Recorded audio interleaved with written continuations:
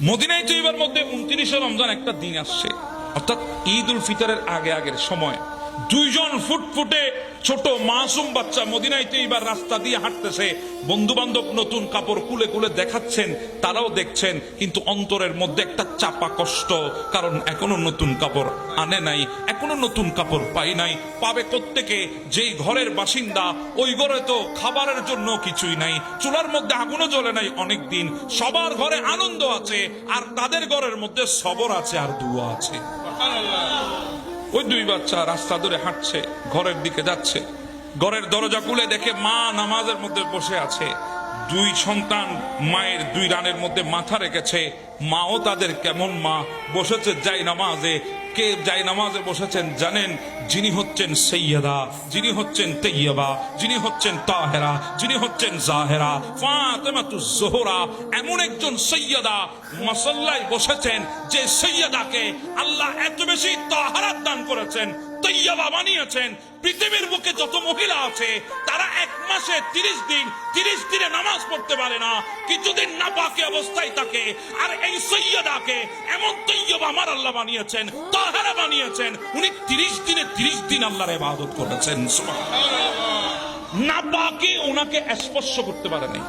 Inner তাহারতের guarantee কার হাতে? আল্লাহ এনাকে এমন পবিত্রতা বানিয়েছেন। সে সৈয়দার দুই রানে দুই শাহজাদা, একজনের নাম হচ্ছে ইমাম হাসান আলাইহিস সালাম, আর একজনের নাম হচ্ছে ইমাম হুসাইন আলাইহিস সালাম। দুইজনে এসে বায়না ধরেছে, মা সবার ঘরে নতুন কাপড় দেখলাম, আমাদের কাপড় কই? আচ্ছা, যার ঘরে চুলা আগুন জ্বলে না, এমন এক মাকে যদি সন্তানের এই আবদার শুনতে হয়, বুকের মধ্যে কষ্টটা কত বেশি হবে চিন্তা করে।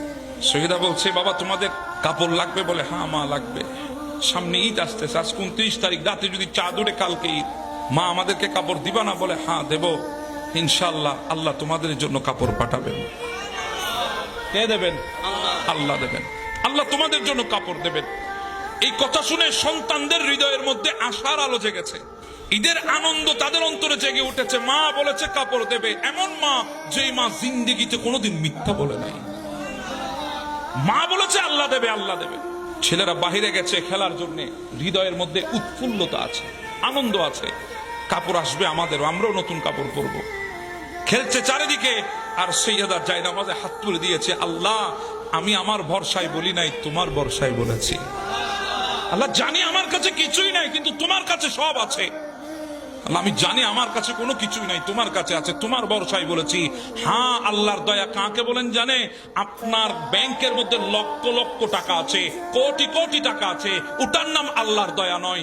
আল্লাহর দয়া হচ্ছে এটা, আপনার কিছুই নাই, যখন আপনার পিঠটা দেওয়ালে ঠেকে গেছে, আচমকা একটা সূর্য আপনার সামনে এসেছে, সাহায্য আপনার সামনে এসেছে, ওই মুসিবত থেকে আপনাকে মুহূর্তে বাঁচিয়ে নিয়েছে, এটাকে বলা হয় দয়া। সৈয়দা হাত তুলেছে, আল্লাহ তুমি দিবা, আমি আমার ভরসায় বলিনি, আমার কোনো ওয়াকাত নাই, অকাত নাই, কিছুই না, আমি তোমার ভরসায় বলেছি। আল্লাহ বেইজ্জত করো না, সন্তানদের সামনে মুখ ছোট করো না, আল্লাহ তোমার দরবারে হাত তুলেছি। এবার চিন্তা করেন, সৈয়দা হাত তুলেছে, আসমানের অবস্থা কেমন হবে?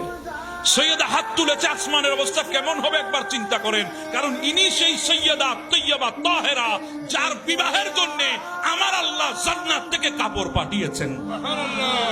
উনি হাত তুলেছে, অবস্থা কেমন হবে চিন্তা করেন। আসমান সময় গণিয়ে আসছে, সন্ধ্যা হয়েছে, আসমানে চাঁদ দেখা গেছে, আগামীকাল ঈদ উল ফিতর। সবার ঘরে আনন্দ বেড়ে গেছে, বাচ্চারা তাড়াতাড়ি খেয়ে ঘুমিয়ে গেছে, সকালে তাড়াতাড়ি উঠতে হবে। ছোটবেলায় আমরাও করেছি, জানলা দিয়ে উকি দিয়ে দেখে থাকতাম কখন সূর্য উঠছে, কখন নতুন কাপড় পরবো, মা কখন গোসল করাই দেবে। বাচ্চারা এসে ঘুমিয়ে গেছে, এক ভাই আরেক ভাইকে জড়িয়ে ঘুমিয়েছে। ছোট ভাই বলে, ভাই কোনো কিছুই তো দেখলাম না এখনো পর্যন্ত, আসবে তো? সুবহানাল্লাহ। বড় ভাই বলেছে, মা বলেছে আল্লাহ দেবে, অবশ্যই দেবেন। সবার চোখে ঘুম এসেছে, গোটা মদিনার ঘরের বাতিগুলা নিভে গেছে, চেরাগ বাতি, কিন্তু একটা ঘরের চেরাগ বাতি বন্ধ হয় না। হাত তুলেছেন সৈয়দা, আল্লাহ বেইজ্জত করো না, আল্লাহ ছোট করো না, আল্লাহ মিথ্যাবাদী বানায়ও না, তোমার সাহারা চেয়েছি, আল্লাহ তুমি দয়া করবা। হাত তুলেছে, আমার আল্লাহ ডাক দিয়ে বলে, জিবরিল সৈয়দা হাত তুলেছে, হাত নামানোর আগে পোশাক নিয়ে যা।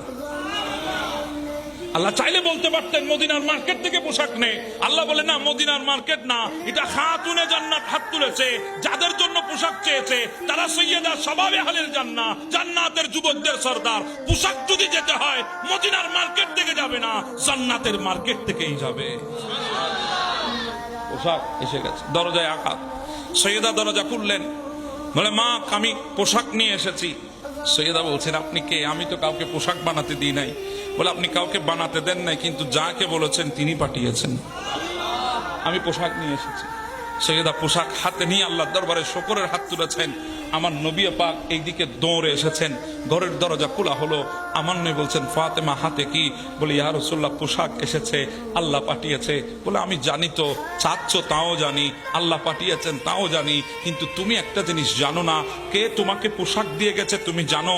বলে ইয়া রাসূলুল্লাহ না জানি না তো। বলে উনি হচ্ছে সৈয়দুল মালাইকা জিবরিল আমিন, দর্জি সেজে হাসনাইনে কারিমাইনের জন্য পোশাক নিয়ে এসেছেন।